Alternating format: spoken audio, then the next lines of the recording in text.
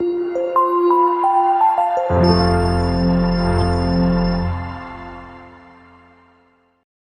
यहाँ पर वो बर्फबारी ज्यादा हुई है, रोड ब्लॉक हुआ है। पिछले 12 बजे से लेके अभी तक 8-9 होने वाले हैं। अच्छा, अभी तक बंद है? हाँ भाई, उनकी वो गाड़ी आती है बर्फ हटाने वाली, वो सुबह से नहीं आई। इतने कसम से बच्चे बेचारे गाड़ियों में, ना कुछ खाने के लिए सुबह से चीज है, ना पीने के लिए है। हो। आप किस साइड पे खड़े हैं? ये अपना मरी से जो नथिया गली की तरफ रोड जाता है ना, हाँ, ये कोल डंडा के कौन सा आता है, यहाँ से आगे सारी पूरे रोड पे बर्फ ही बर्फ पड़ी है और गाड़ियां बिल्कुल आधी आधी में डूबी है बर्फ। ये तो बड़ा बच्चे बेचारे रो रहे हैं, छोटे छोटे बच्चे, हर गाड़ी में बच्चे रहती है। हर गाड़ी में बच्चे हैं, बिल्कुल ऐसा ही है। ना तो सुबह से खाने के लिए, ना पीने के लिए है, और बच्चे जनाब उनकी हालत बुरी हुई है।